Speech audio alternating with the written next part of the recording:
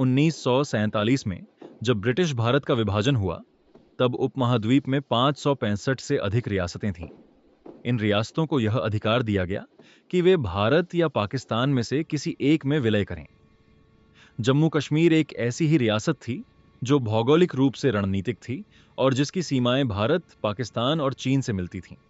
जम्मू कश्मीर के शासक महाराजा हरि सिंह थे। उनकी प्रजा में मुस्लिम बहुसंख्यक थी, लेकिन शासक हिंदू थे। महाराजा तत्काल किसी भी देश में विलय नहीं करना चाहते थे। उन्होंने सोचा कि स्थिति शांत होने पर निर्णय लेंगे। इसी उद्देश्य से उन्होंने पाकिस्तान के साथ एक स्टैंडस्टिल एग्रीमेंट किया ताकि प्रशासन चलता रहे। लेकिन पाकिस्तान को आशंका थी कि कश्मीर अंततः भारत में शामिल हो जाएगा। इसी कारण पाकिस्तान ने एक सैन्य योजना बनाई जिसे सीधे युद्ध की तरह नहीं दिखाया गया। 22 अक्टूबर 1947 को पाकिस्तान के उत्तर पश्चिम सीमांत क्षेत्र से हजारों सशस्त्र कबायली लड़ाके जम्मू कश्मीर में घुस आए। उन्हें हथियार, रसद और मार्गदर्शन पाकिस्तान की ओर से मिला था। यह एक सुनियोजित आक्रमण था। उनका लक्ष्य श्रीनगर पर कब्जा करना था, क्योंकि श्रीनगर गिरते ही पूरा कश्मीर उनके नियंत्रण में आ सकता था। कबायली लड़ाके मुजफ्फराबाद होते हुए बारामूला पहुंचे। रास्ते में उन्होंने गांवों को लूटा, नागरिकों की हत्या की और भारी अराजकता फैलाई। बारामूला में रुककर लूटपाट करने के कारण उनका आगे बढ़ना धीमा हो गया, जो बाद में निर्णायक साबित हुआ। इस बीच महाराजा हरि सिंह को स्थिति की गंभीरता समझ में आ गई। वे श्रीनगर छोड़कर जम्मू चले गए और भारत सरकार से सैन्य सहायता की मांग की।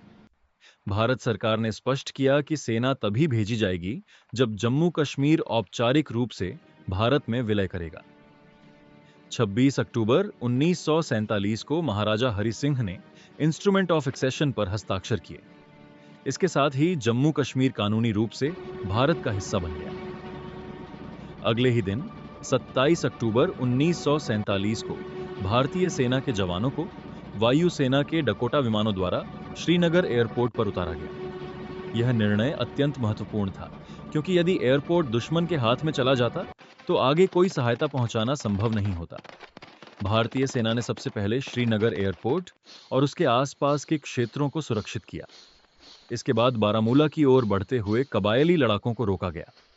शुरुआती संघर्ष अत्यंत कठिन था, क्योंकि भारतीय सैनिकों की संख्या कम थी और उन्हें तुरंत मोर्चा संभालना पड़ा। इसी दौरान बड़गाम क्षेत्र में मेजर सोमनाथ शर्मा के नेतृत्व में भारतीय सैनिकों ने दुश्मन का सामना किया। संख्या में कम होने के बावजूद उन्होंने मोर्चा नहीं छोड़ा और अंतिम सांस तक लड़ते हुए शहीद हो गए। वे स्वतंत्र भारत के पहले परमवीर चक्र विजेता बने।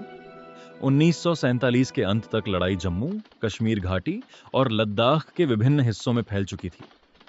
पाकिस्तान ने अब अपनी नियमित सेना को भी युद्ध में झोंक दिया, जिससे यह संघर्ष पूर्ण रूप से भारत-पाक युद्ध बन गया। उरी, पुंछ, नौशेरा और राजौरी जैसे क्षेत्रों में भारी लड़ाइयां हुईं। लद्दाख में स्थिति विशेष रूप से कठिन थी। वहां दुश्मन ने महत्वपूर्ण दर्रों पर कब्जा करने की कोशिश की। नवंबर 1948 में भारतीय सेना ने झोजिला दर्रे में एक साहसिक अभियान चलाया, जिसमें पहली बार ऊंचे पहाड़ी क्षेत्र में टैंकों का इस्तेमाल किया गया। इस अभियान से लद्दाख में भारतीय स्थिति मजबूत हो गई। जैसे जैसे युद्ध आगे बढ़ा, अंतर्राष्ट्रीय दबाव बढ़ने लगा। जनवरी 1948 में भारत इस मुद्दे को संयुक्त राष्ट्र में ले गया। लंबी चर्चा और कूटनीतिक प्रयासों के बाद 1 जनवरी 1949 को युद्ध विराम लागू हुआ। युद्ध विराम के समय भारत के नियंत्रण में जम्मू, कश्मीर घाटी और लद्दाख का बड़ा हिस्सा था, जबकि पाकिस्तान के पास कश्मीर का पश्चिमी भाग रहा, जिसे आज पाक अधिकृत कश्मीर औपोके कहा जाता है। दोनों हिस्सों के बीच एक रेखा खींची गई, जिसे पहले सीज फायर लाइन और बाद में लाइन ऑफ कंट्रोल LOC कहा गया। इस युद्ध ने भारत की सुरक्षा नीति और सैन्य संरचना को गहराई से प्रभावित किया। यह स्वतंत्र भारत का पहला युद्ध था, जिसने यह स्पष्ट कर दिया कि देश अपनी संप्रभुता और क्षेत्रीय अखंडता की रक्षा के लिए सैन्य बल का उपयोग करने से पीछे नहीं हटेगा।